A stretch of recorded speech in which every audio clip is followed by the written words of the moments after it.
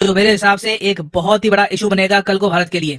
Turkey की जो paramilitary है SADAT, इन्होंने मीटिंग में डिस्कस किया है कि क्यों ना ये अपने फॉरेन फाइटर्स डिप्लॉय कर दे कश्मीर और फिलिस्तीन में। ये डिस्कशन बहुत ही एडवांस स्टेज पर पहुंच चुकी है और ये डिस्कशन ऐसे टाइम में हुई है जब पाकिस्तान के प्रधानमंत्री शहबाज शरीफ गए हैं टर्की में एक बहुत ही इंपॉर्टेंट विजिट पर। यहाँ पे आप देख पाओगे पाकिस्तान के PM और एर्दोआन, कुछ डिफेंस डील्स थी ये यहाँ पर साइन हुई है, कुछ पुराने ऑर्डर थे पाकिस्तान के ये कंप्लीट हुए हैं और एर्दोआन ने एक बड़ी अनाउंसमेंट ये करी है कि ये एक ट्राइलैटरल ग्रुप फॉर्म करेंगे जिसमें पाकिस्तान और एजरबाईजान होगा। तो टर्की, पाकिस्तान, एजरबाईजान मिलिटरीली बहुत ज्यादा कोऑपरेट करने वाले हैं भविष्य में। नाउ ऑब्वियसली एज इंडियंस हमारा सबसे बड़ा कंसर्न ये होगा कि क्या टर्की अपने foreign fighters Pakistan occupied Kashmir में भेजेगा। तो जान लो कि टर्की किस चालाकी से अपने foreign fighters in the future भेज सकता है पाकिस्तान ऑक्यूपाइड कश्मीर में। अगर टर्की के पास एडवांटेज ये है कि इनका जो सरदार ग्रुप है इस पर UN ने आरोप तो बहुत लगाए हैं कि ये अत्याचार करते हैं, लोगों पर आतंकवाद फैलाते हैं, मगर ये एक ऑफिशियली UN डेजिग्नेटेड आतंकवादी संगठन नहीं है।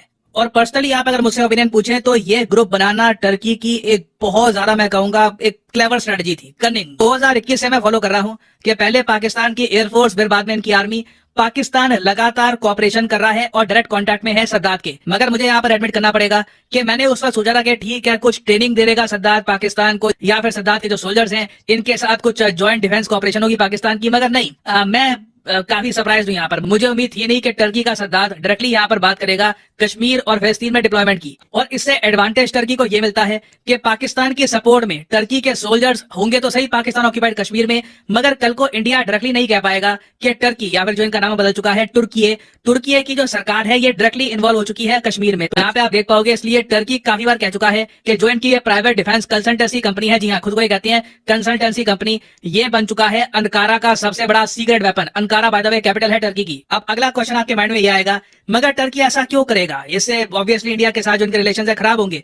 देखिए, टर्की ने ये बात बहुत पहले डिसाइड कर ली थी कि इंडिया के साथ रिलेशंस खराब करके ये पाकिस्तान के साथ बहुत ही डीप स्ट्रेटेजिक रिलेशंस बिल्ड करेंगे। फिर बाद में मैं कहूंगा काफी लेट हम लोग जागे और हमने अर्मेनिया को सपोर्ट करना स्टार्ट कर दिया। अर्मेनिया आपको पता होगा एजरबाईजान और टर्की के साथ एक देश है। अर्मेनिया के बहुत ज्यादा खराब रिश्ते हैं दोनों के साथ, और पाकिस्तान तो ऑल टुगेदर अर्मेनिया को एज ए कंट्री मानता ही नहीं है अपनी वफादारी दिखाने के लिए टर्की और एजरबाईजान को। तो इंडिया ने आप अगर देखो तो रिसेंटली बहुत सारा डिफेंस हार्डवेयर एक्सपोर्ट करना स्टार्ट कर दिया अर्मेनिया को। कुछ दिन पहले मैं एक रिपोर्ट पढ़ रहा था, वहां में बताया गया था कि जब एजरबाईजान और अर्मेनिया की जंग हुई थी, इंडिया बड़े स्केल पर हथियार प्रोवाइड करने को तैयार था, मगर अर्मेनिया उस वक्त इतना बुखलाया हुआ था उस पूरी वॉर की वजह से कि हथियार एक्सेप्ट कैसे करने, उनको यूज कैसे करना है, उसकी भी प्रॉपर प्लानिंग अर्मेनिया के पास उस वक्त थी नहीं। तो इंडिया अर्मेनिया एजरबाईजान वॉर में एक मेजर रोल प्ले करता। तो जैसे जैसे इंडिया का जो सपोर्ट है अर्मेनिया को ये बढ़ता रहेगा, आप देखोगे टर्की भी कहीं ना कहीं पाकिस्तान ऑक्यूपाइड कश्मीर में अपनी इन्वॉल्वमेंट बढ़ाना स्टार्ट कर देगा। उसके अलावा एक बहुत ही बड़ा फैक्टर है पैनिक।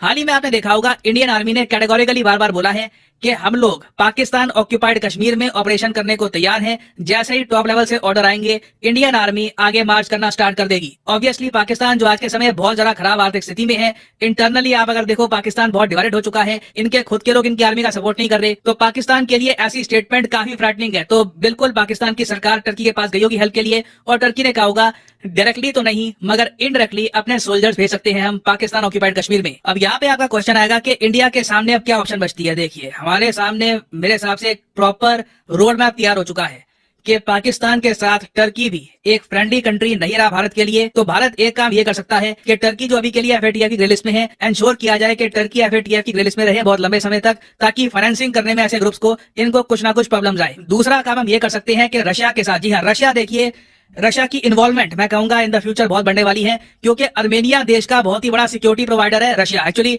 एजरबाईजान जब अटैक करा था अर्मेनिया को, तब उस वक्त बाय डिफॉल्ट रशिया को रक्षा करने के लिए आना था अर्मेनिया की, मगर सिंस आज के समय रशिया बिजी है यूक्रेन में, तो रशिया कुछ ज्यादा कर नहीं पाया। तो कहीं ना कहीं इंडिया को रशिया के साथ बैठ के बात करनी होगी कि अर्मेनिया एक ऐसा देश जो आपके लिए और हमारे लिए दोनों के लिए इंपॉर्टेंट है, कैसे भारत और रूस दोनों मिलकर इसकी सिक्योरिटी, इसके डिफेंस को और ज्यादा स्ट्रॉन्ग कर सकते हैं। और इससे आप देखोगे वापस घूम फिर के ना पाकिस्तान बिल्कुल रशिया के अगेंस्ट खड़ा हो जाएगा जियोपॉलिटिकल इंटरेस्ट के मामले में। और लॉन्ग टर्म में मैं आपको बता दूं एडवांटेज इंडिया के पास होगा, जो ज्यादा बड़ी वर्ल्ड पावर्स हैं वो इंडिया के पक्ष में खड़ी होंगी। तो ये अपने आप में देखिए चैलेंज तो है, बहुत ही बड़ा चैलेंज रहेगा इंडिया के सामने, बट वी हैव ऑप्शंस और देखते हैं in the future how we play out our options. इस पर मैं updated videos in the future लाता रहूंगा। नाउ फाइनली वापस आते हैं अपने क्वेश्चन की तरफ कि SCO समिट 2023 का थीम क्या होगा। तो सही उत्तर यहाँ पे है option A, for a secure SCO। यहाँ पर आप देख पाओगे ये है लोगो SCO समिट 2023 का, और ये है नीचे इसका थीम, सिक्योर SECURE इसकी फुल फॉर्म भी है, security, economic connectivity, unity, respect and environment. तो SCO समिट 2023 का होगा भारत में।